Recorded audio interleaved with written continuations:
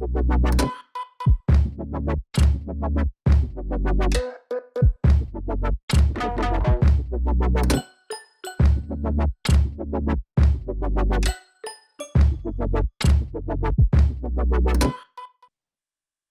and welcome to NTV. Today we're going to be doing a podcast. Hopefully you'll see this probably sometime tomorrow evening. And yeah, we're going to be talking all things Arsenal and what's happening with our club right now. It's a total shambles. The question that I'm going to be posing to a couple of friends that are going to be coming on in the next couple of minutes is, what is the elephant in the room? Who is the elephant in the room? What is going on? This is absolutely ridiculous what I'm seeing here. Yesterday, I was meant to do the player ratings. Mate, I just couldn't muster it up. I just couldn't muster up. So listen, guys, this player ratings ain't going to take long. So this is part of my podcast. The player ratings for the Burnley game yesterday. Arteta, as usual, has gone with his trusted soldiers, so to speak. Leno in goal, back four of Bellerin, Holding, Santos, Tierney, Mohamed El Neni, Xhaka, Willian, Lacazette, Saka, and Aubameyang up front.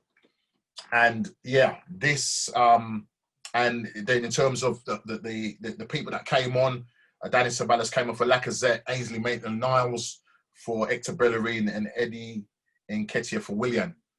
And guys, this, as I said, ain't going to take very long in terms of the game.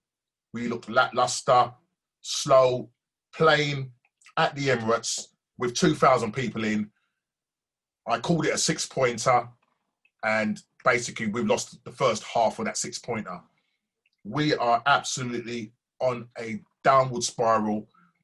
I don't know where the next win is coming. Our next game coming up is Southampton at home, and we don't stand a chance. We don't stand a chance whatsoever, and this is just absolutely ridiculous. I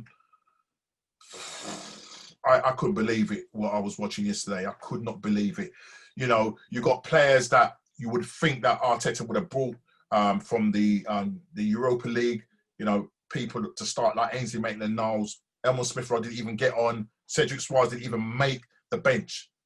This guy completely, his man management, the way he's dealing with the club, on and off the field, there's so much rubbish that's going on right now. And literally, we are in a relegation battle. This is not banter no more. This is a relegation battle. I can't see us winning the next 3 or 4 games. I don't even see us winning the games for the next season. It's a madness what I'm seeing. Probably be 2021 when we actually, if we win something, but we are proper in a relegation fight. I'm gonna just do the player ratings. I'm starting off with Leno in goal. Apart from pick the ball out the back of the net, I'm fed up with his distribution. I'm fed up the way he takes too long to get the ball out. 0. Right? Bellerin, absolutely useless as a defender. He's got a 5th yellow card. He's now suspended for the next game. Fantastic, because he can't take a throw in. 0. Holding, can't defend, just loves backing up, can't string a pass together. Absolutely ridiculous. 0. Gabriel, I mean, this guy is starting to regress. Him and Tierney are starting to regress under Arteta, and this is not what I want to see. This is not what I want to see. And to be perfectly honest, for them two, I will be saying 1 each for them two. Yeah, let's go into the middle of the park. Xhaka, 0. Absolutely brain dead, brainless. What you're doing? How is it you're meant to be a Premier League footballer, and this is how you repay Arteta? Absolute joke what you're doing. A total mess. 0. Mohamed El Neni, if I can say his name, you're getting a 1. Yeah, you're lucky you didn't get sent off.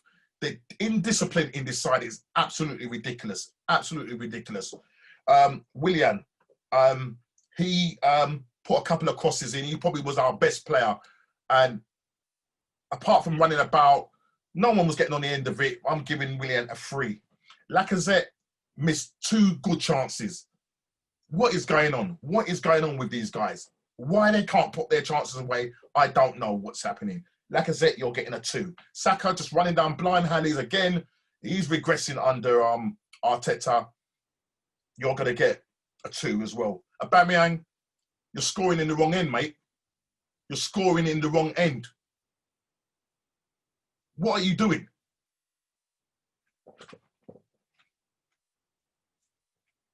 You're getting a 0. Getting a 0. Dani Ceballos comes on. Didn't make no difference. Our team, our midfield, we're just weak. He came on for Lacazette. He will get a 2. Ainsley Maitland-Niles came on. I would have wanted him to have started the game. He came on in the 74th minute. But as I said, no player is getting above a 3. You're gonna get, yeah, probably I'm gonna give you, yeah, I'll give you a 3. I'll give you a 3. Eddie Nketiah, League Two player, 3. The manager can't manage the club. You're arrogant. The way you manage, the way listen, mate. This guy, you've duped me big time, and you are out of your depth. We need somebody in to come and get us, because he cannot take us from this free-falling business that we're going into now. We're free-falling like nobody's business. We're proper free-falling. I'm gonna give him a 0 as well. Yeah, absolute 0. I can't believe it. Burnley. The last time Burnley beat us was in 1974. Away.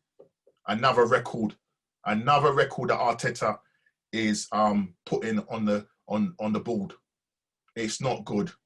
And as I said, we are in a real relegation fight. And today, we're gonna be talking all things Arsenal.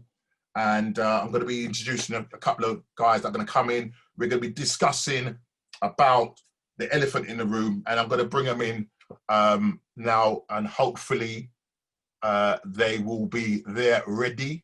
So I'm going to welcome them all. Hopefully they're with me. Yes, Liam, Mr. Manny, what are you saying? If you got your mics on, yeah, just unmute your mics. I think Liam's just coming in. Yeah, Manny's in. How we doing? How you doing, bruv?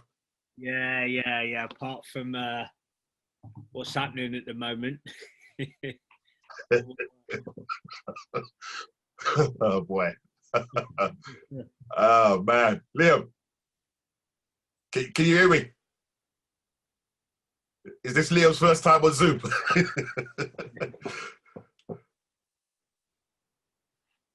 Can you hear us, Liam? Can you hear us talk? But yeah, I've just done the player ratings. I just couldn't be bothered to do it yesterday, yeah. So I thought, let me just do it before you guys come on. And practically, you didn't see anything over a 3. Yeah, I thought it was. I thought Saka tried his best. Yeah, but that was bad. That was bad. Absolutely. That's one of the worst. That has got to be one of the worst performances ever.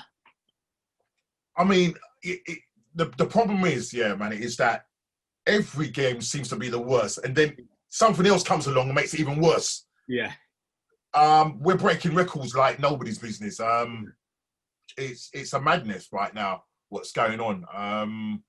And I don't know. I think Liam is having problems getting on. I don't think his audio, if he's connecting. He's saying he's connecting. Yeah.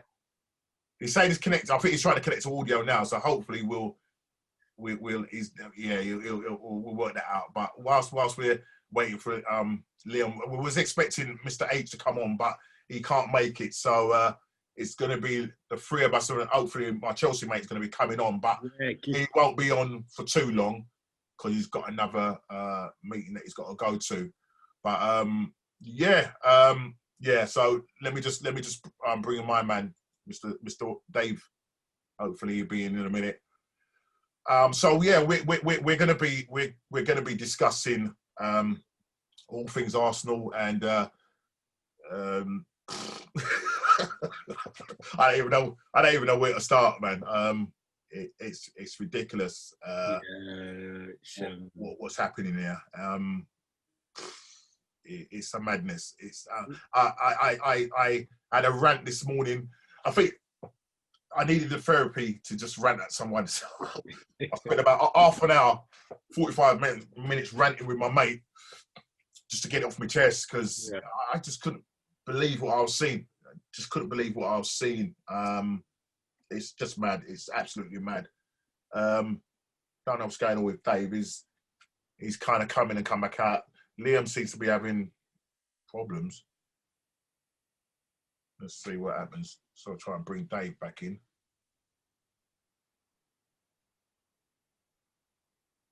Yeah.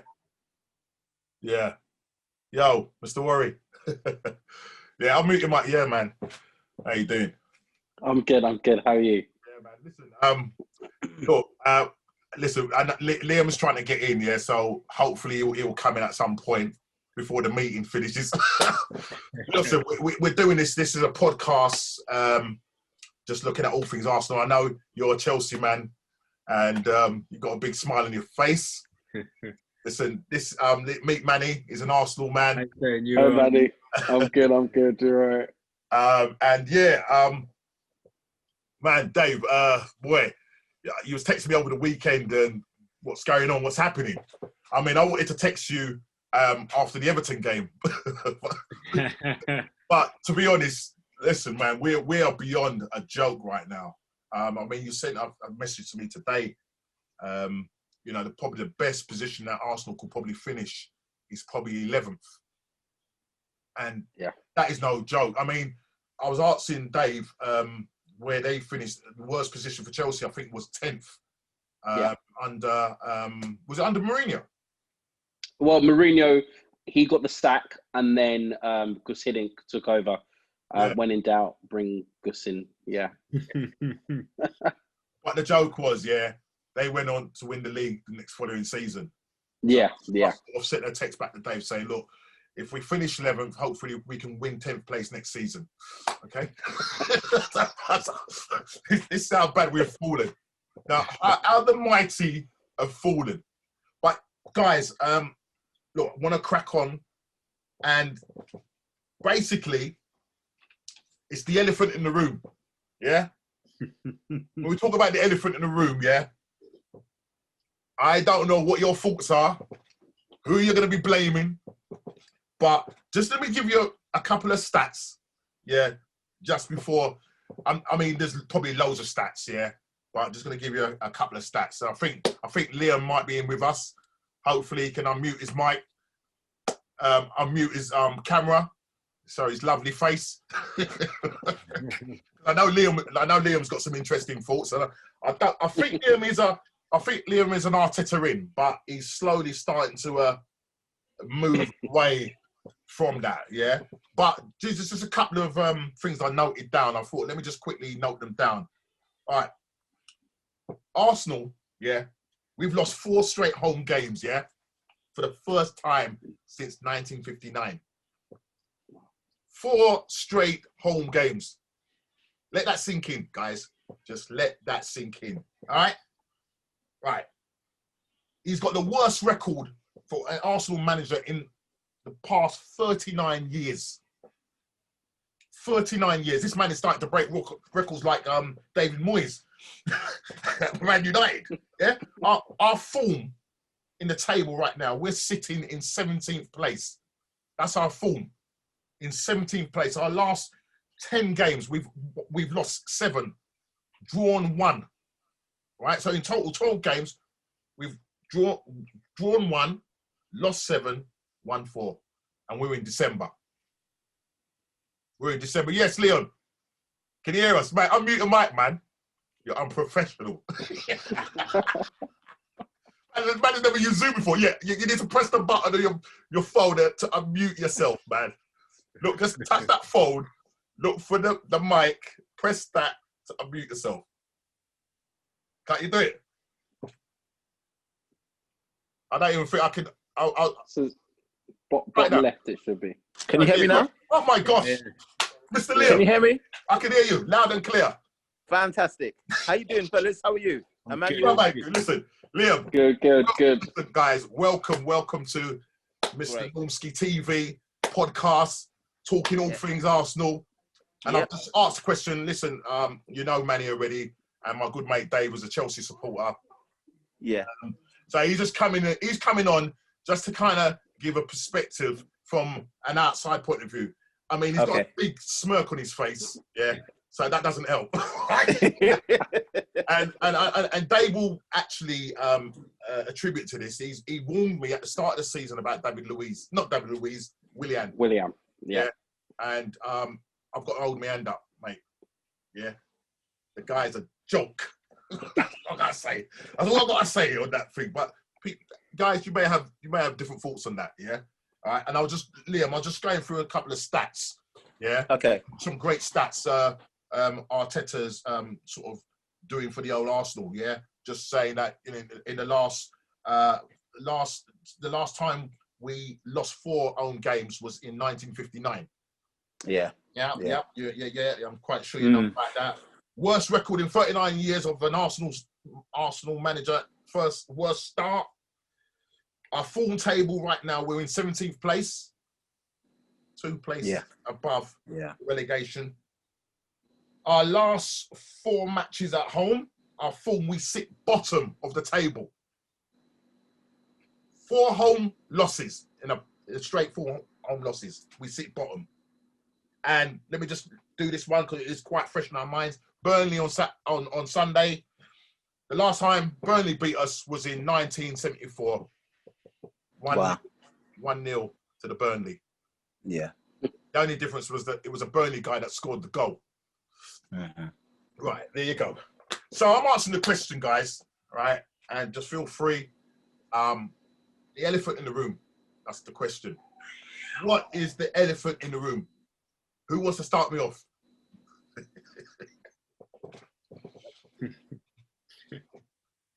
Who wants to start me off, man? Because, boy, I'm trying to get my head around this. And, we can all point our fingers at Arteta, at the board, at the players. Who is to blame in this? And what's gone wrong? I mean, I think. Oh, sorry, go on. Go on, Liam.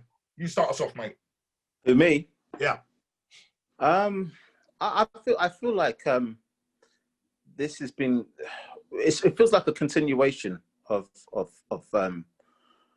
issues that stemmed all the way back since Wenger's time, since Wenger's tenure at the club. We've got a lot of players at our club who are on really high contracts, really good contracts. And if you guys remember, in the summer, Arteta was trying really hard, was trying his best to get the deadwood out of our club. Yep. But a lot of these players just would not go. The one great thing he did when he did come in was that he galvanized the team. Just before, especially during the FA Cup run. But as Arsenal fans, we know deep down that, the FA Cup run just masks the problems that we have.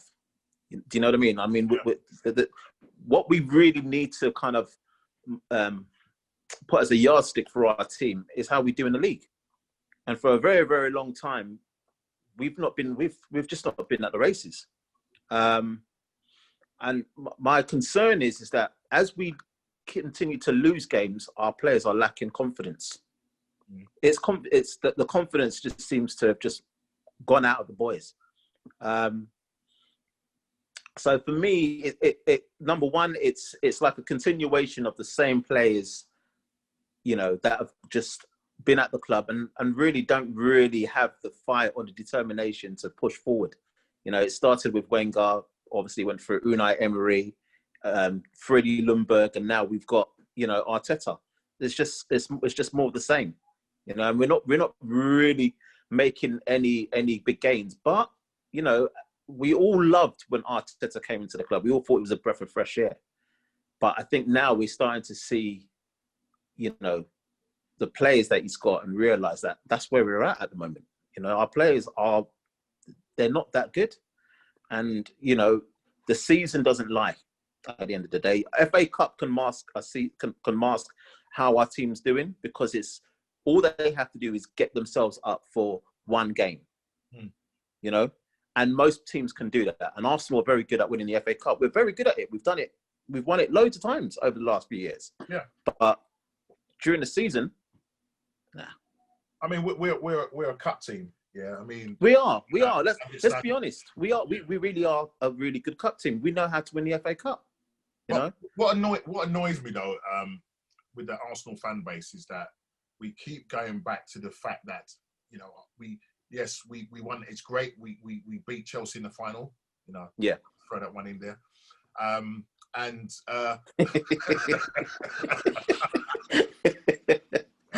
can see Dave getting a little bit rattled there. Right, listen, yeah. I got a leg to stand on because, mate, the way we're playing right now. But what I'm trying to say is that in terms of the way the fans operate, we're really pretty much divided. I mean, we've got to be the worst fan base going on out there. Yeah. We're a proper banter club of the century right now. I saw some stuff on that Dave sent me. You got some guy, I think I posted it on our WhatsApp group, some guy singing about us losing to Burnley, right, writing some rap tune. I mean, what has got into us? I mean, we're not a club we used to be known as a classy club. Yeah. We're not that no more. We're not that no more. We're a proper banter FC. We've taken the title fully taken the title. And the problem is as you're saying, when it comes to the players that we've got, we ain't got good players. Our players are pretty much bang average. And I know you're saying going back to the Wenger era, there's pretty much a lot of players that are there now. Yeah, exactly. Team, yeah, exactly. Right. But sorry, go on, Manny.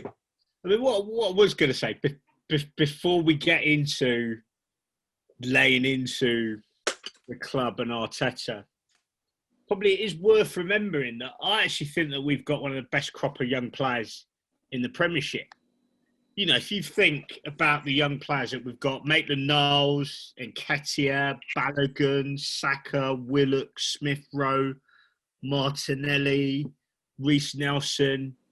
I think there'd be a lot of managers or coaches who would look around and actually say, do you know what? Those players coming through, we could do quite a lot with them.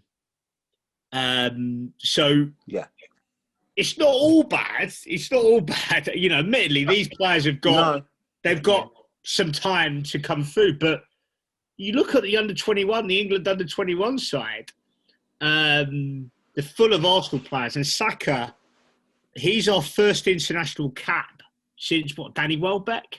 Yeah. And he deserves his spot in the side, you know, with one of the better England players. So, you know, whoever takes the helm at Arsenal, you know, whatever happens, they've got to be able to develop that young crop of players. Mate, you made a point there about yes, we have got a good crop of young players, and I think Chelsea, and Dave would probably agree with this, that Chelsea themselves, they've also got some good young players as well. I think the problem with Chelsea, and it's not about Chelsea, but what Chelsea did with a lot of their players is put them out on loan. And when you think about last season when they had that transfer ban, it really did profit them, because when they came back and played under Frank, because they had that ban, these guys went out and was playing at all different clubs and got their experience playing at lower levels and have come back. And because of, I mean, we could ask the question, who's the better manager out of Frank? And some people will say it's Arteta, but at least Frank went and, you know, done his, what you call it, managing at Derby before he actually came and picked up a big club like Chelsea. Whereas Arteta has got no experience. Not only that, I just don't think. I think Unai Emery is actually better with the youngsters than Arteta. And looking at our players right now, I don't think Arteta is really managing them well. I do really believe that the likes of Kieran Tierney, Martinelli, if they persist under Arteta, I do really believe that they're going to regress. I mean, if you're looking at Gabriel just coming, he's 22 years old. The last 3 or 4 games, mate, if you look at his game, he's a good defender, but I don't know if it's a system. I don't know if it's Arteta, the way he's set them up. But at the moment, yes, I agree with you, man. We have got a good set of young players, and maybe someone like if someone like Frank, I don't know, Dave, what do you think? I mean, when you look at our young players coming through, what do you think? Yeah. What could be the cause of that? Why we're not seeing the best of them? Because we're using them in the Europa League. Yeah, I think you guys. Yeah, they are, and I'll probably, would want to see more of the youngsters come through for you guys because, as Manny said, that you've got one of the best young talents in the whole of England when it comes to that, and I don't feel that they're playing enough football at all. You've got the likes of Willian who's just there picking up a paycheck. I warned you about him from last season. His heart's not in it anymore. You can tell he doesn't play for the shirt. He wasn't playing for our shirt anyway. He just wanted a 3-year deal with us. We didn't give him that, so he looks elsewhere. And he likes it in London. He's got his restaurant. He likes that comfortable lifestyle. And I think Arsenal for him is a retirement home whereby he's picking up his last paycheck before he probably goes to China or something. Do you know what I mean? So for me, it doesn't make sense playing the likes of Willian ahead of Reece Nelson or Smith Rowe, do you know what I mean, or Willock. I don't get it. I really don't understand. And then you've got the likes of Bellerin, who hasn't been challenged for like the past 3-4 years now. Bellerin hasn't been. There's been no competition that right back. I think you had Liechtenstein, who was your second right back. It just shows you the levels. And I think Maitland-Niles, he needs a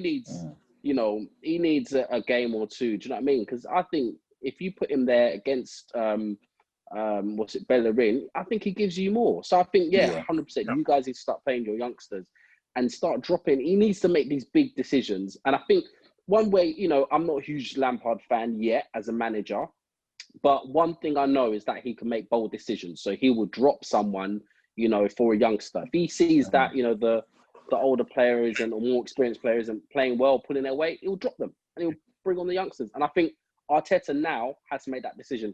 Because one thing with Arsenal, what I've seen, it's not working with these senior players. You've got nothing to lose, just play the youngsters. Question, guys. Do you think the players have down tools? As I said, I'm talking about the elephant in the room. We need to get down to the real nuts and bolts of this. What is going on? Why Arsenal are in a downward spiral and falling? I can't see, as I said, where the next win is coming from. And I don't know whether it's the players that have down tools. There's a lot of stuff that's gone on off field. I mean, at the moment, something came out yesterday that David Luiz and the manager are now not speaking. Right? Okay. That's one thing. You've got Dani Ceballos and Luiz kicking off in training. There's stuff being leaked out of there. You've got Aubameyang's, I don't know if it's because they're saying that it's his agent was saying that, it's all down to the way Arteta's got the team set up. There's no creativity in the side. And so, all of a sudden now, if you check these players, right, at the beginning of Arteta's reign and he came and he said it was a breath of fresh air, man, it was a breath of fresh air. Not only that, I love the way the guy was talking process and non-negotiables, and I got sucked in. I was watching their training ground games. I was getting, oh, lovely, this is great. I remember when Lacazette was trying to do a little flick of man and say, don't do that in there. I was thinking, yeah, man, this guy has got these people disciplined. Where is it gone now? It's like he's just lost total control of the dressing room. For me, I think it's an easier option to have appointed Arteta. You know, look, they're paying him £6 million a year. You got a man like Ozil who's tweeting, who's Arsenal's tweet, you know, right, playing Fortnite, and the man is on £350,000 a week. He's nearly on like 20 odd million a year. Arteta, what is it? What is it? Have the players down tools? Is it because the way he's got them setting? Because I've never seen. I'm sorry to say, but Unai Emery, yeah, all right, he was bad, but I've not seen anything as bad as this. I don't know what you guys think, but I've not seen anything as bad as this. Yeah, what I'm watching here, he's breaking records left, right, and centre. For me, an elephant in the room is, I think he has got some selection decisions wrong. So, for example, okay, I understand why he decided. Well, I'm going to say I understand. I'm not saying I'm going to agree, but I understand why he decided to leave Ozil out of his Premiership squad. He wanted to make a point. Well, if you're going to do that, then you have to make sure that you are playing a creative player in your advanced midfield position. And how on earth we took the field yesterday with El Neni and Xhaka. Oh, sorry, let me just get a drink, man. Yeah, that for me is unacceptable. Oh gosh. And, you know, but I think if you know that you are a possession-based team, you know, so for example, against Tottenham, where I think it was something ludicrous, like 68% possession that we had. Yeah. Then you are going to need a player like Ozil in your midfield who's going to unpick and unlock. And at the moment, I have never seen an Arsenal team since the days of George Graham, who was one of our great managers, by the way, so I'm not knocking it. Well, I haven't seen a team play in that way in Arsenal colours. We used to have players like Cazorla, Rosicky, Hleb, Nasri, just Wilshere, almost too many of those. You know, we had too many of those players. Yeah. And we used to moan, sorry to cut you, we used to moan about the fact that, because, you know, the player that we've always wanted since Patrick Vieira, when he went, you know, we lost someone that, you know, that midfielder that could go backwards and forwards up and down the pitch and that had the legs. We've always wanted that box-to-box defensive midfielder, even though we've kind of mistaken Patrick Vieira to be a defensive midfielder. Actually, he was a box-to-box. But he was so good at his job. Do you know what I mean? Yeah. And so we kind of went away from that, and Wenger decided that he was going to go more with like technical players and stuff like that. And yes, we was called a soft belly because, you know, we would just go to Stoke or somewhere, Blackburn or somewhere like that. And, you know, because we were small, petite players, we was good at what we did, but when it came to the rough and tumble of things, we just couldn't handle it. And I just think, I just think that, as Manny has said, we've lost our identity. I mean, we were saying under Unai Emery, I haven't got a clue what we're doing under Arteta. Yeah. Because when I say I haven't got a clue, it's actually quite predictable. Because what happens is the ball comes out from Leno, it goes to Gabriel passes to Xhaka passes it back to Gabriel then passes to Holding then passes to Bellerin then comes in on his right and thinks, hang on a minute, I can't dribble past him, so I better cut back, give it back to him, gives it back to Leno, and then Leno or Gabriel, because we got to remember, you talk about creativity. Right now, our creativity literally comes from when David Luiz was playing, it was coming either from him or Gabriel. We didn't have nobody. I thought Dani Ceballos, who plays in that kind of deep role, would provide us with that. But he's known as spinning top because literally he picks the ball up, he just spins. Right? He ain't got no legs. Between him and Xhaka, they've got no legs in midfield. So it was brilliant when Partey came along. Fantastic. Because we knew when he got the ball, his first point was to look up, get that ball forward, ping it forward as quick as possible, and have players running over. But I don't think, one, we're playing to Aubameyang's strength, right? it seems as if, and I think Manny will probably go back, because he did send some stuff in, and Manny, I wanted to, not Manny, I'm Liam, I wanted to sort of pick up on that. You was talking about maybe we need to go back to how we was playing, going back to probably a 3 at the back, what worked for us. Yeah, 3-5-2. Yeah. Because at the moment, we've put Aubameyang down the middle, and he looks like he's got worse. Yeah. Yeah, and so maybe, as Manny said, you would probably need someone like in that number 10 role. He's tried Willian there. He's tried Lacazette there. Now, we've got someone like Smith Rowe, who I watched in the Europa League. Yeah, even though he played on the left. But what the thing I like about Smith Rowe, he's very creative.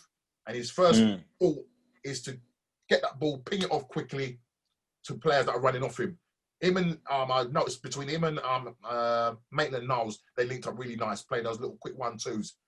But you don't see that when it comes to the Premier League side. No, literally, you're gonna ping it, and everything comes down the left. So teams have worked us out. Yeah, they've worked us out. How is it that Aubameyang's only got 2 goals, guys? We'll make that 3, an own goal at the Emirates. Yeah, that's his goal drought done. Yeah, and now he's been tarred with his brush, ozolitis, yeah? Because he's now got his 350 Gs, yeah, he can go and wrap his Lamborghini, right? This is what's coming out now, and the problem is it because of the way Arteta has got the system, the way he's got it set up, that it doesn't suit them, and are they revolting against that because they're saying, man, this ain't working? And just the way he manages people, Pepe, the situation with the headbutt. You know, why is he not playing Pepe? He's £72 million, even though I don't think he's worth that. But he's probably our most creative player. Yeah. He insists on going with the same wretched players that are not playing well.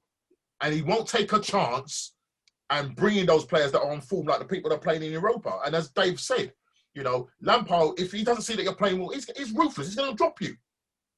So why doesn't Arteta? Why is it that Arteta insists that he's going to go with Willian, who's not been performing since the Fulham game? Lacazette is off form. Bellerin keeps taking foul throws. Holding is absolutely useless. Right? No, this is no joke now. Holding, seriously, why didn't he go to Newcastle?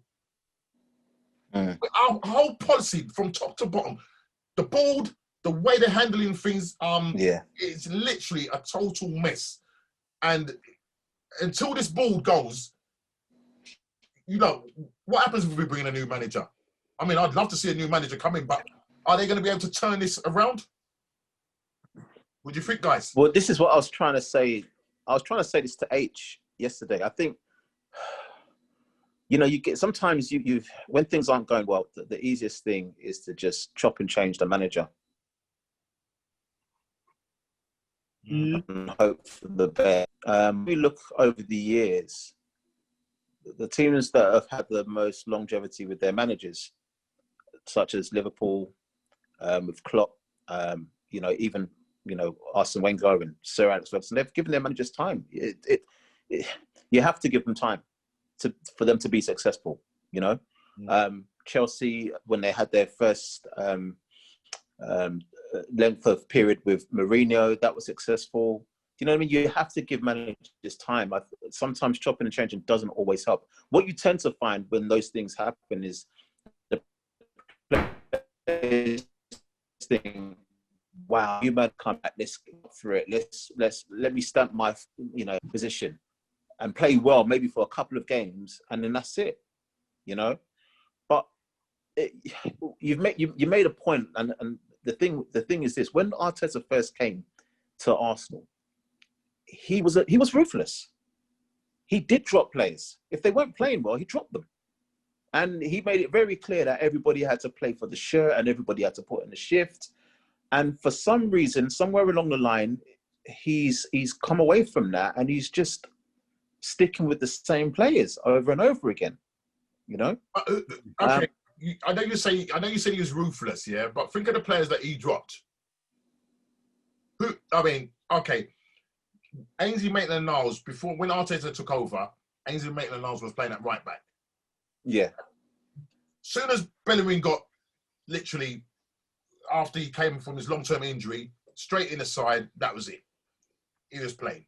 And I don't think we've seen him dropped unless he was injured.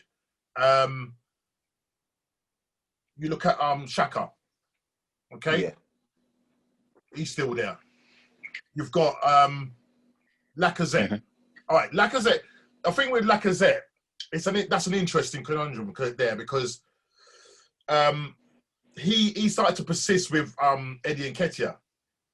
Yeah, and to be perfectly honest, man, I think he needs to go out on loan because I just don't think he's ready, personally speaking, for Premier League at the moment. He needs to. I mean, he didn't get looking at Leeds, so why would you expect? I mean, when you look at people that are coming off our bench to try and change games. Yeah. Well, yeah. I just personally think, yes, he was ruthless, but I just still think I got taken in by Arsenal are very good at doing spin and PR. Yeah, I mean, right now, I think we may mention it yesterday about right now they're doing adverts for retro shirts and they're prepared to spend more time trying to sell all their retro shirts, getting ex-Arsenal players involved, getting a massive paycheck, rather than sort things out on the pitch. Yeah. I mean, they're falling like a stone. The thing is, oh, sorry. No, go on. No. I mean, what I was going to say is that, look, I think there's a wider issue of our transfer policy, which I guess we'll get into later on. But my criticism at the moment of Arteta is that I don't think the players at his disposal are as bad as we make out. Gabriel is a good signing. He is a good centre half, right? Kieran Tierney is a good fullback. Yeah. Partey, when he gets fit, for me, will be one of the more impressive midfielders. Yeah. Right? Pepe's been massively underperforming, but he was highly sought after and is a player who, on his day, has got a lot of talent. He's got Uber, who's, one of the best strikers in the league. Ozil, it's his job to get the best out of Ozil. Ceballos and Saka. I mean, Ceballos, I understand that. I think when he plays with Xhaka, he's not the best. But a midfield that is Ceballos, Partey, and let's say Ozil, that begins to look like a pretty good midfield there. So my question mark at the moment around Arteta is, are you getting the best out of the players that you have available? Okay, we may not have players who you would say are going to win the title, but it's a decent. There's decent players there. I agree with you, Manny, because these players, and I think I said this to Norman, and I said, listen, we beat. Look at the. All right, it's the FA Cup again. I'm going back to the FA Cup, but we beat Man City on the way to the FA Cup. We beat Chelsea, and then obviously later on we beat Liverpool in the league, and we also beat Liverpool in the Charity Shield. So there is something there. There is something. I don't know what's happened. Something has obviously gone wrong, very badly wrong, between the players and Arteta. Yes, I mean what you said, Norman. I had no idea that. You said David Luiz and Arteta are not even speaking anymore.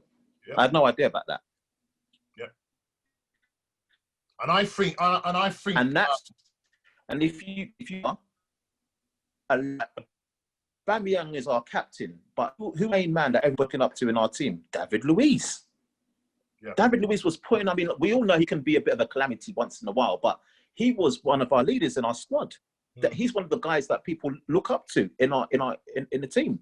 You know, he was brilliant. And if he's not speaking to the manager, it's not a good thing, because other players must be looking at it and thinking, well, if one of our leading players is not talking to the manager, then why should I bother? You know. So does that? So there's something obviously gone wrong, and that's why what I said on the group, I said, listen, if that's the case, then those guys, I think they need to get away from it. I've seen managers do this. They take the squad away, maybe for like a week or a 3 or 4 day break, and they do like a clear the air talks. They all need to sit down and ask themselves and be candid with themselves and say, look, what's going on? Mm. You know, the manager needs to be honest with the players, and the players need to be honest with the manager about what they think. They need to hit the reset button. Yeah. You know, I and mean, ask themselves, what is it that we're doing wrong now compared to what we were doing when Arteta first came into the team this time last year? Well, this time when he came in, he came around this, he joined the club, was it around about this time? Yeah. He joined so what has changed? Why are the players no longer giving their all for Arteta, and why is Arteta making the decisions he's making now? They need to be open and honest with each other. Dave, you know? Dave, what do you? I mean, you're an outsider looking in. I mean, we're all outsiders looking in, but what do you see? I mean, what has changed? Because I mean, you know, when we was talking over the phone and stuff like that, you were saying, yeah, Arteta's a good manager. All right, he might not have the experience and stuff like that, but you know, they're calling this up and coming manager. But I don't know, because when you think about how the players were bigging him up, you know, the positive interviews and stuff that the players, I'm just thinking something drastically. I mean, there's been a lot of changes that's happened as well. They've turned him from a coach to a manager, you know, but then, you know, there's rumours that they didn't like the way he housed what's his name, Pepe, after that headbutt. You know, there's just little things that they just felt that he's not handling well. But something major must have happened why it's gone the way it's gone. I mean, Dave, looking from outside, what do you sort of observe? Yeah, I think it's the players as well. I don't think they're playing for the shirt. I don't think they're good enough as well. Your first 11, because you look at your subs bench, as you said, don't think there's players to come on, but that's why you should be playing your young boys anyway. And then I think his tactics are just too rigid. You know, he's such a rigid manager. You play one-dimensional football. He doesn't change up the tactics based on. I mean, the Tottenham game was just that was laughable, because you knew Tottenham had literally one game plan. That it's counter-attacking football, and you play to their hands. I was watching it and I was thinking, why is Bellerin so far forward? And why is Willian not covering? Why is Xhaka more advanced than Lo Celso? Lo Celso picked the ball, turn, gave it to Kane. Kane spun, was it Saliba? And that was it, game over. So it was just like tactical things. And I think it all comes from the manager as well, when he tells them how to play in a certain type of way. So for me, I don't think Arteta is a good enough manager to manage a club like Arsenal right now in his career. Okay, I think guys, do you think then, right, just what your opinions are, do you think that the players that he's managing, but some of them have won more trophies than him or won more accolades than him, do you think that they're looking at this guy and thinking, actually, you're not really a good manager? Now that they're playing so rigid, and he doesn't change things up. He seems to react. He seems to look at what the opposition is doing. And if you just watch the way we play, you know, every single game it's the same thing. We start off as if we're playing some I don't know. It's just terrible. Just watching we play out the back, and I don't know. I think at the moment his big issue is his man management. Because I honestly believe that Arteta will, in time, be one of the best managers of the current manager. I don't know whether that's going to be at Arsenal, but I honestly think he's got a modern outlook, progressive. I think in big games he could set the team up really well. But, you know, there's too many players, there's too many big players at our club who are falling out with him. You know, there's clearly an issue with Pepe. We know there's an issue with Ozil. Guendouzi left. I forgot about Herrera is gone. there seems to be some issue with Ceballos. Yep. In terms of that, there is something that is not quite right in terms of their relationship. So for me, it's kind of, look, you've got to get the best out of these players, and if you're not getting the best out of these players, then that's a big problem. It is for me. There is something that is not quite right in terms of his relationship with the players. I don't know whether I'm just maybe looking too much into it. But man, do you think then that this role is too soon in his managerial career? I don't know, because if you'd have asked people 6 weeks ago, just 6 weeks ago, to rank Arteta, Lampard, and Solskjaer, I think the majority of people would say Arteta is clearly the best manager out of those three. I would have just said, look, over time, there's no way you're telling me that Arteta is not the best out of those three. And yet, it's hard to defend that position. Do you know that it's a weird position where you sort of think, do you know what? I think he probably, because with Lampard, I'll be honest with you. I thought, I don't know what Chelsea are doing here in terms of appointing him. And genuinely, I thought, I don't know what they're doing. And then, obviously, all the money in the summer transfer. Because I thought, look, Lampard has been lucky because Chelsea have had the transfer ban, so he's basically been given a buy. Yeah. And my view was that even though you have the transfer embargo, given the players that he had at his disposal, finishing in a Champions League position was par. I kind of felt, well, you should be doing that. Yeah. Now he's been given, now you spent, I don't know how many million over the summer. I feel as though Chelsea have to mount a credible league challenge. Now, I didn't realise that you guys would be closer to the top than you are. I thought City would be better. They're not. Yeah. Who would have thought that half of the Liverpool team would get injured? Yep. Chelsea are serious contenders. It's an unusual season because you've got Tottenham at the top of the table. Right? And I'm sure everybody on here, we're not the best of lovers when it comes to Tottenham. Yeah, and the sooner they... God, I mean, people said that Mourinho was washed up. Yeah. Yeah, exactly. Would you take Mourinho? Yeah. I think most Arsenal fans will take Mourinho now, I'll be honest. Yeah. I would take Mourinho now. I'm sorry, mate. I mean, this is how bad. I think most Arsenal fans, he would. I'll tell you what, he'll definitely steady the ship. That's for sure. 100%. Yeah. And he would. Listen, do you think when Arteta came, did you get the sense that he was trying to instill that winning mentality? I thought that because I did.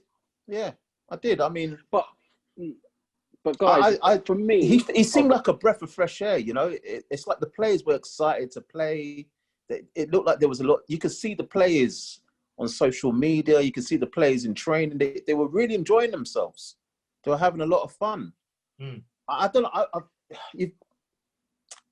I've got the feeling like ever since he became the manager of Arsenal Football Club, it's like the pressure's just dawned on him, and he's struggling to deal with that whole the position. I think as a coach, he was fine. You go in there, you coach the players, you do what you need to do, but I don't know whether or not I think he's struggling with the managerial position. I mean, they've gone full circle. And like you just said, and that's what, like Manny said, I think the coaching part, I think he enjoys. I think remember, that's what he did with Pep at Man City. He was a coach. He was there to coach the boys. I mean, Dave, just before you come in, why the whole change of policy? They got rid of Michelin tap. The whole thing to do with what's the guy, the one that was doing the old dodgy. Ralph Sinelli. We was changing. we was getting in the agents now was going to go kind of agent, you know, in terms of buying players. We was looking at the agents now bringing in all these players. I mean, half of those agents that came in was from Kia Jerekum, whatever his name is. Yeah, and I'm like, just the way the business is being run right now, it's just a complete shambles. And now we have it. Now he's now a manager, and that load has become even heavier. Yeah, because now he's having because now he decides between him and Edu, he decides what players come in and sort of, you know, it's gone back to the way of how Wenger used to manage. Yeah. So we've gone from back coaching, head coach now to making him a manager. And I don't know why they've decided to go down that road. I really don't know. Dave, you was going to say something. No, for me, it was just like, I hear what you guys are saying. But when I saw your signings over, we can call it the summer transfer window, I kind of had a feeling that you're not going to challenge for the title. Based on, I think Thomas Partey was a great signing. That shows intent. I think, you know, Gabriel, again, you know, good signing, but I still don't feel that he's a finished product yet. You know, for me, I'll back Gabriel against any duel in the Premier League. And I've said this to you as well, Norms. But I still don't feel that he's, you know, when it comes to playing or leading that back four, he's not a leader yet. We ain't got no leaders. You know what I mean? We ain't got no he leaders. Ain't no leader. No. Yeah. So, and then you man got Willian as well. So then I looked at your signings. I thought, okay, well, you've got a good squad, but there was no real signing there. I thought these guys want a challenge for the league. I didn't see that intent. So for me, I kind of knew that I thought you might be like fifth, like, you know what I mean? You know, and then pushing for top four. I did not know it would be a relegation battle. I had no idea. The predictions. For 15th, bro. 15th. Oh, yeah. Just add the one on. I just add the one on, yeah? Well, I mean, it's interesting because while we're on it, I think the transfer, if I want to get onto the board about things, I think the transfer situation is astonishing. And I don't think it's just about blaming the board, because what the board will say is they'll say, if you look at how much we spent on players, they'll say we're probably in the top 5 or 6 teams across the last 5 years. And they'll say, look, we've spent big money on Pepe. We've spent big money on Ozil. We've spent money on players like Xhaka, Mkhitaryan, Mustafi, Kolasinac. You know, he spent money. But I am puzzled about the recent signings. We think, what is the strategy? So Willian, old. What was the strategy there? Yeah. Saliba, young, but isn't in the squad. We bought Willian. We bought. That's Willian. We beat Tottenham. You know, and you think, you know, Saliba was playing in the same team as that Fofana. Oh no, yeah. At Leicester. So you're thinking, this is a player we bought 2 years ago. We put him out back on loan to St Etienne. I heard that there was rumours. Yeah, this is the truth. I heard that there was rumour, and again, you know, we can't substantiate this, but they were saying that the reason why Arteta is not playing Saliba because he's an Unai Emery signing. Right? Yeah. Now, I don't know if that's true or not. You know what I mean? So I can't quote me on that. But what I'm trying to say is, it is baffling because I've seen him playing the under 23s. I saw him when he started playing, when he played against MK Dons at the opening season. And then you're thinking, when is he going to play this guy? Because I was getting excited because at the time we hadn't signed Gabriel, but I was thinking, listen, I couldn't wait for this William Saliba guy to come. This guy is like 6'4", man mountain, quick. You're telling me that Holding is better than him? Yeah. No. And that's what I'm just saying. A lot of things that Mikel Arteta is doing now that is kind of, I'm starting to question. That feels personal. Yeah. You know, Saliba must be at least as good as Holding and Mustafi. Easily. You know, he must be. He can't be that big. That's what I'm trying to say. Listen, How bad? I mean, what is he doing in training? Why he's not even? I mean, and then it's just the way everything's managed, because he comes out and starts saying, "Oh, I kind of regret not signing him, registering him for the Europa thing." I'm thinking, and the reason why is, and this is the way they're running things, because Mustafi was still injured, Pablo Mari was still injured. They weren't even back in the side; they were still recovering. They registered. They registered these guys who wasn't even fit, and you got William Saliba who's fit. So how long would you give Arteta? Because we've seen it. The Premier League has changed. You've probably seen some of my things, and I said Arteta is out of his depth now. Yeah. So how long will you guys tolerate him being your manager for? Would you back him? Obviously, Normski, you're out of it. You're not backing him. Manny, look, the next 4 games. I'm not gonna talk a man out of his job, but I'm just gonna list his next 4 games. Right? Southampton, Everton, Man City, Chelsea. Right, so I think the next winnable game is Brighton, and we lost to Brighton. I don't think we're going to win another game in 2020. Yeah. So, I think the situation is, the way I look at it is, do we believe that his position is tenable if he doesn't win at least one of his next 4 games? That, for me, I mean, London going into Tier 3 has probably done him a favour. No fans. He's probably been behind this, onto Boris saying the cases are going up. Yeah, he's probably got on the phone to Khan and said, "Listen, Sonny, please, guys, man, you need to save my belly here, man." Oh my gosh. Oh boy. Listen, for me, can I trust him with a transfer budget in January? I mean, we've heard that Arsenal, again, so to speak. 1 minute we've got no money to spend and we're not going to be spending, and then next week we're linked with Szoboszlai and Usamawar. But at the moment, those two possibly, I think Szoboszlai could go to RB Leipzig, and Usamawar, Juventus, Real Madrid are looking at him. And why would you want to come to a side that is sitting in 15th place? But the thing is, even in January, if you don't win the next 4 games, you probably will be bottom 3. Exactly. So, that's the point. That's a key point.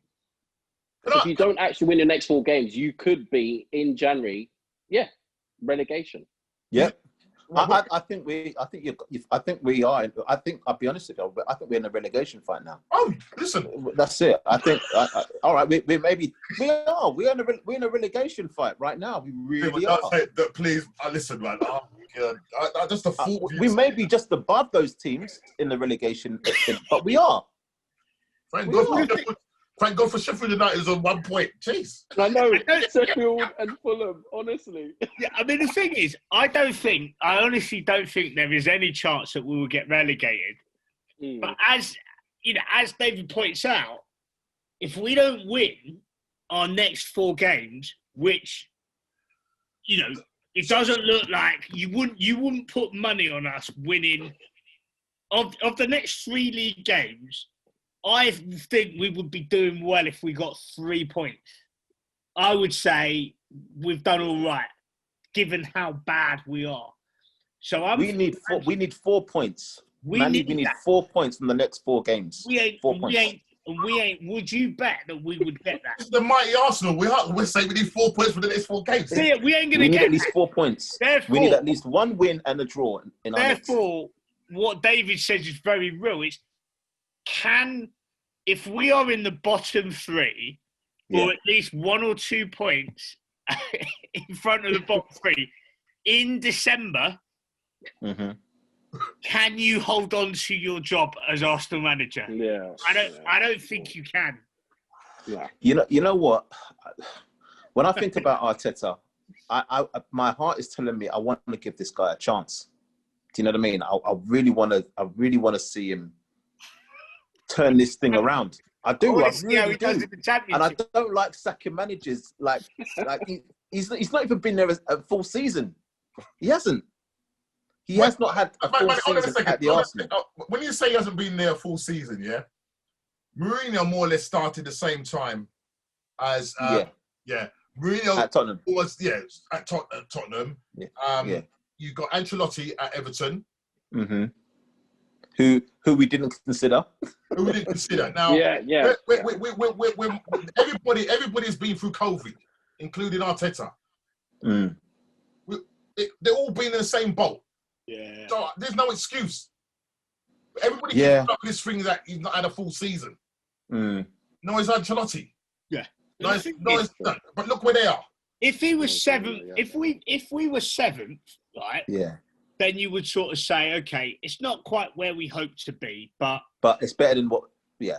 He hasn't had a full. You'd say he hasn't started the season and then ended the season, right? And yeah, we'll give him a couple of transfer breaks. Mm. But when we are now talking about, remember, this is December, and you know we are talking about needing to get points to avoid the relegation.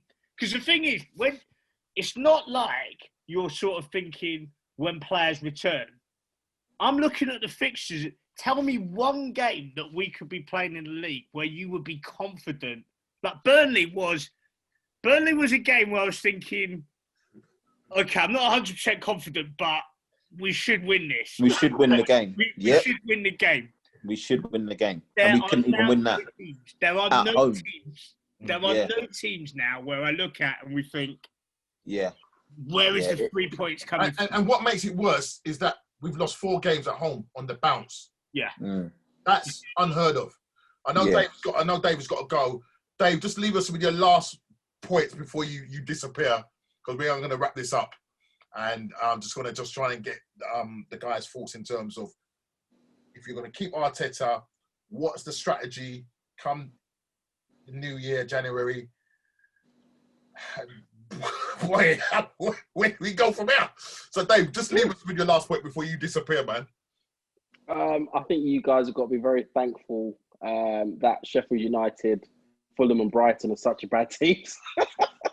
Otherwise, I think right now, you guys will be bottom 3.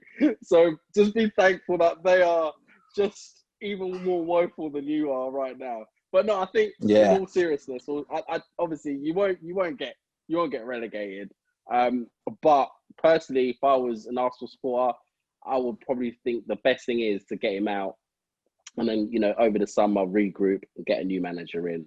So get him out. Would you say get him out now or wait? No, wait until the next 4 games. I think the next 4 games. If you don't pick up at least 3 points, I know it's going to be tough.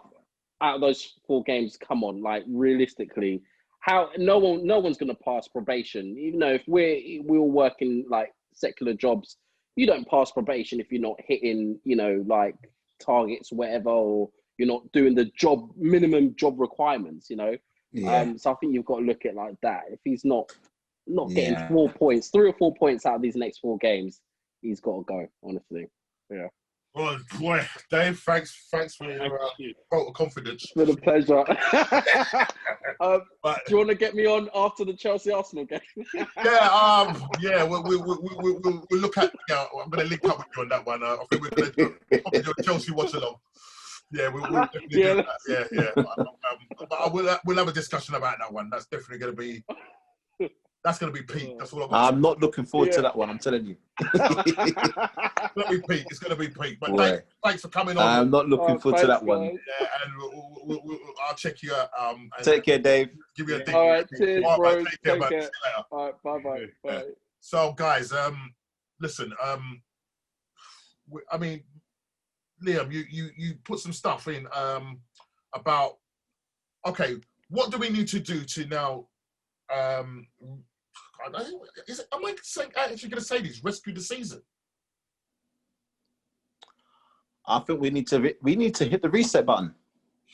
Like I said before, Arteta needs to go back and look at what he was doing when he first came into the club. Get the players around him. Like I said, I think the first things first. Yeah, there's a breakdown between manager and the players.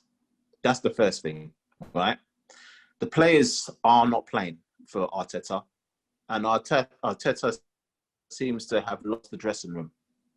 Yeah. Now, once that happens, doesn't matter what tactics you put in place or how you want to change the team, it's not going to happen.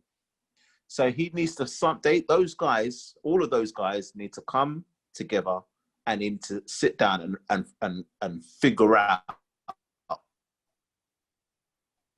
their issues are, how they go forward. I'm not saying the players have to tell the manager how to do his job, but as a manager, he needs to be humble enough to be able to listen to his players and listen to their concerns and figure out why they're not doing what they're supposed to be doing. I think that's the first thing that needs to happen. Once they've sorted that all out, then he needs to get players to do what they do best. Put the players in the positions, in the areas where they know they can do well. Make the players understand and know that, listen, if you don't perform, I don't care who you are, you're getting dropped. But just you just sorry, man. Right now, like what David said, we need to let's throw in some of the youngsters. Yeah. Why not? Why put in Emil Smith Rowe? Why not put in Balogun? Why not put in Ozil? Let's mix it up. Yeah. We've got nothing to lose. There's rumours that Ozil could be returning back in January. The door might be open. Yeah. You know, listen. Yeah. It seems as if they're going to be calling back with their tails between their legs. But listen, it is what it is. Now I don't know whether he will make a difference, but at least have him in the squad. Yeah, I agree. At least have him in the squad. Now, yeah, you said at least he doesn't have to play every 90 minutes. Yeah, but at least have him in the squad. You said about going back to the 3-5-2 formation, or maybe 3-4? Is it 3-4-3 formation? Yeah, play the 3-5-2 formation, and then I mean that's the players team. You know one we've missed. Martinez, the goalkeeper. Oh yeah, well that was a big mistake. Yeah. Hello. Yeah, I can hear you. Yeah. I feel, guys. I remember watching. Martinez. Yeah, and even though we didn't have players like Gabriel, like we have now, or even Partey, he just exuded a lot of confidence in our back players. 100%. They were so confident with him in goal. Yeah. I haven't seen that kind. I have not seen that kind of confidence with a goalkeeper, and the way the defenders felt confident in him since David Seaman's days. 100%. He was a revelation. He was. Listen, and people were talking. Yeah, well, and a lot of Arsenal fans. Well, Leno's been a great goalkeeper, and you know it's only because he got injured. That's why Martinez is deputising for him, and you know. He can go. I was thinking to myself, this guy really galvanised that team. 100%. You know? 100%. That situation. And I was gutted when he left. I'll be honest with you. I would have rather have Leno have gone. I'll be honest. I think. I would have kept Martinez all day long. I think, to be fair to Arsenal, the board and Arteta on this.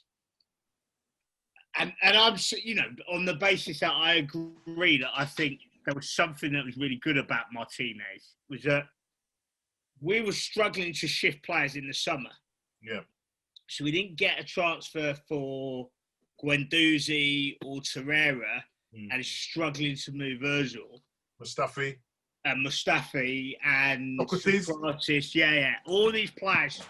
And so there was a genuine, I think, shock when there was the potential for selling Martinez for 20 million, who was probably the only player in the squad who we could have...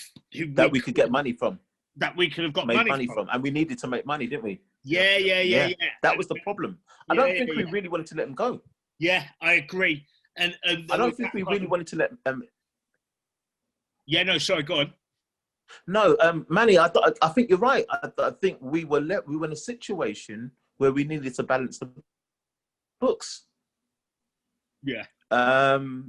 We had a shortfall, and we had a top goalkeeper who we had no idea, and we did not expect him to come into the team and do what he did. And he demanded a very high fee, and we took the money and ran. You know? Yeah. Yeah. I think that was for me, that I think that was that decision, I think, was a bad decision. I think he made the wrong decision there, big time. And then we've gone out and got Brunson, yeah, a £1.5 million goalkeeper, who's our second choice keeper. Now, if Leno gets injured, I mean, from what I've seen of Brunson, I'm very worried. That's right. Yeah. Yep. If Leno gets injured, we've got to rely on this young. It was worrying because the other player who was linked with a move at the time was Ainsley Maitland-Niles. That's what we've been left with.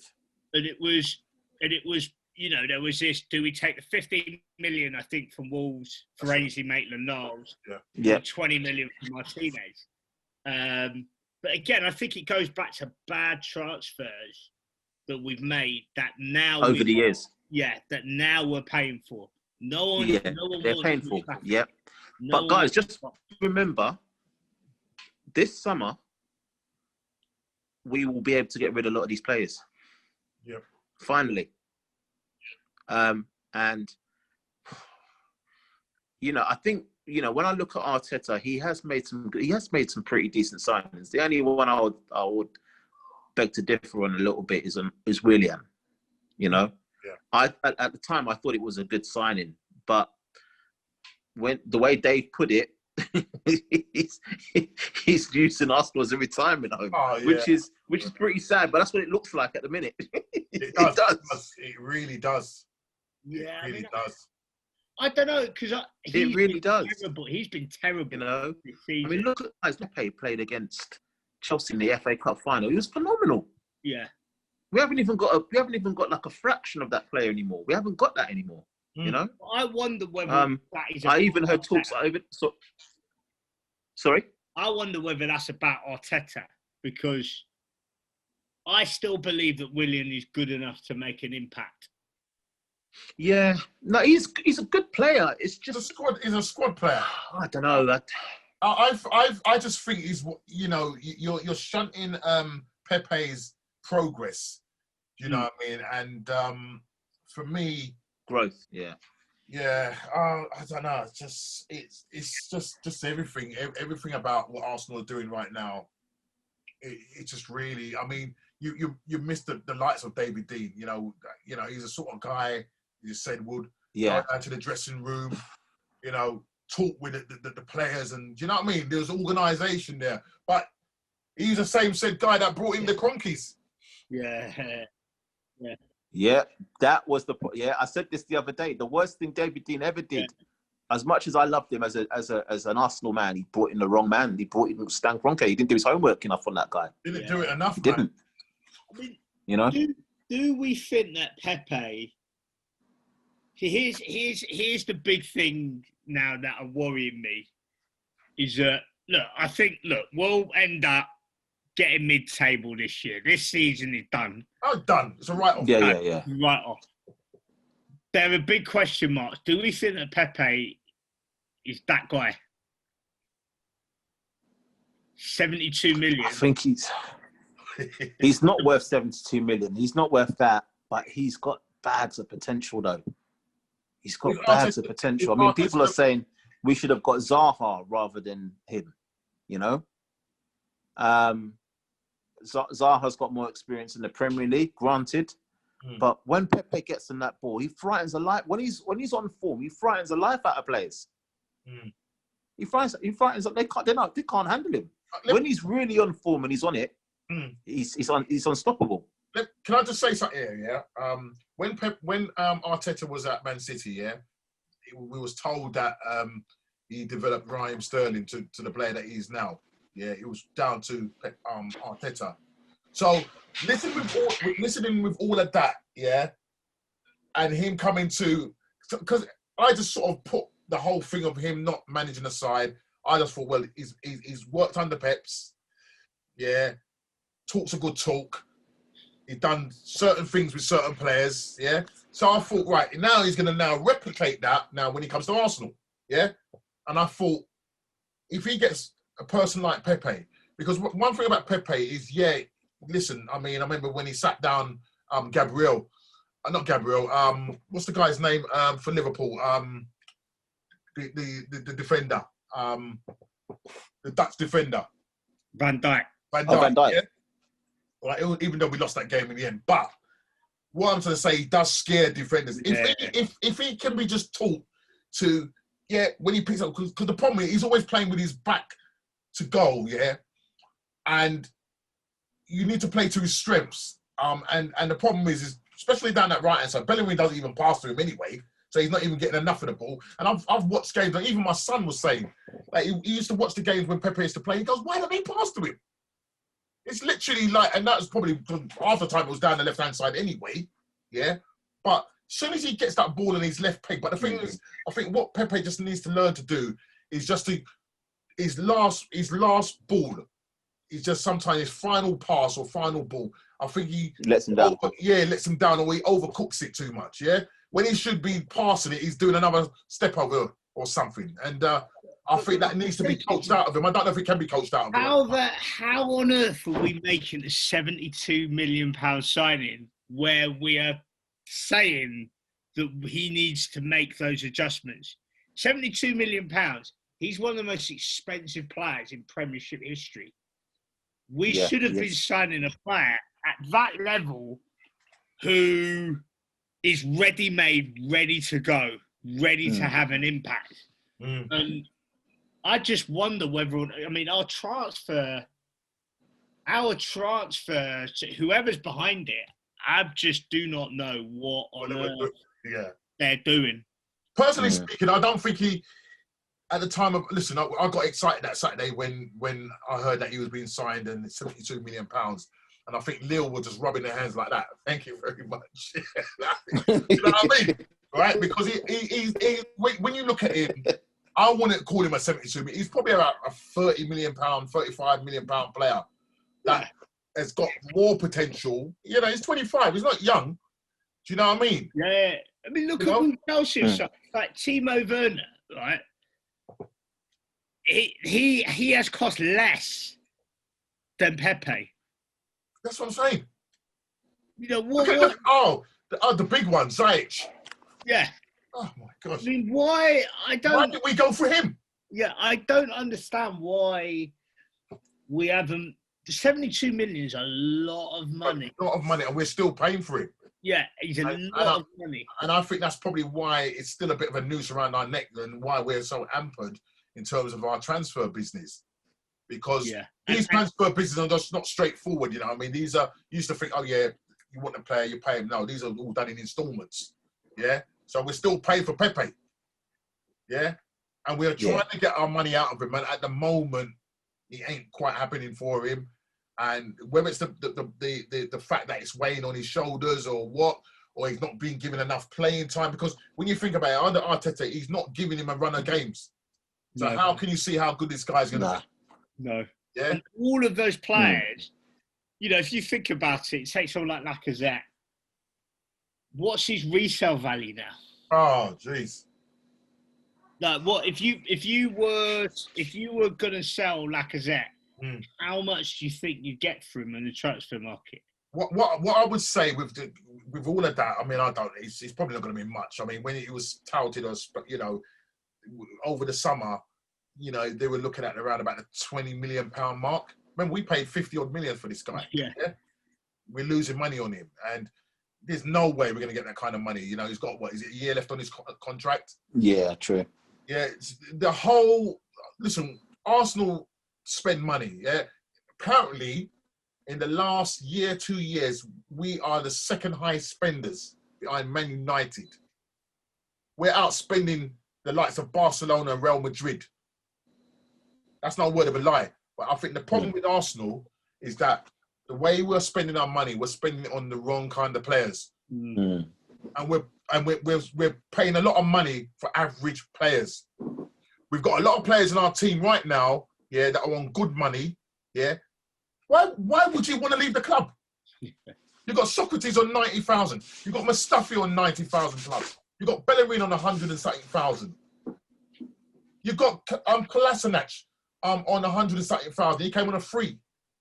All these players that we've been trying to ship out, it's crazy. It's crazy. Yeah, It's crazy. And as I said, come the summer, that's going to be really where it all happens, where we are going to get the likes of Ozil off our books. We're going to get, hopefully, Mustafi. But then what I don't get is that, you know, Arteta's come out and wants to keep Mustafi. He's persuaded Xhaka to stay. So I really just don't get. You can't work with these players. These guys can't play. Or maybe he's using it. Or maybe he's using it as a ploy to get the best out of them until the end of the season. Probably. I think if you think about it, before, you know, because he's got to do something to get them motivated, and nothing's really working at the moment. Nothing. So No, nothing. why not? You know. Yeah. Nothing's really working right now. So it's just like, yeah, we want you to stay, but you know, but yeah, look, we need these guys. These guys need to go. They need to go. They just need to go. We need a clean slate. Yeah, he's got to gamble. If he's not going to pick Ozil, then he needs to say, well, all those other players ain't getting picked. Yeah. But if I was in his position now, I'd be thinking, look, the next 2 weeks I could get sacked. The only way I'm going to get out of this, I'll probably play some youngsters. Yeah. And say, because the fans will get behind him. Exactly. You know, the fans will get behind. If he came out and said, I'm tired of picking these old timers who aren't playing for the badge. If we're going to go down, not down literally, but we're going to be playing the hairline youngsters, people will be like, yeah, we'll get behind this. We'll get behind them. Because at least he's tried something. Yeah, they will. Yeah. And you've got to remember, these youngsters have been at Arsenal most of their lives. Yeah, they've got a heart. They've got the desire. They will run. They will run. Want to play for the club because they've been at Arsenal since they were young. Yeah, exactly. And if we go into these next 3 games and it's the same, you know, it's the same old player. Yeah, I mean, he's probably lucky that Xhaka's got a red card out of him. Yeah, because he's going to force him. Listen, we can blame the players, but at the end of the day, it's the manager that picks the players. Okay, it's as simple as that. You know, everybody, fans have been calling to just change it up a bit. If a player's not in form, take him out the firing line, put somebody in. Balogun, have him on the bench, have him as an option. Do you know what I mean? But guys, listen. I mean, we could be here all night. It's been good. No, listen, I really do appreciate. It's been good. It's been good coming on, man. We don't have the magic answer. Yeah. All we can pray and hope is that come Wednesday, you know, we got a game against Southampton. And God help us.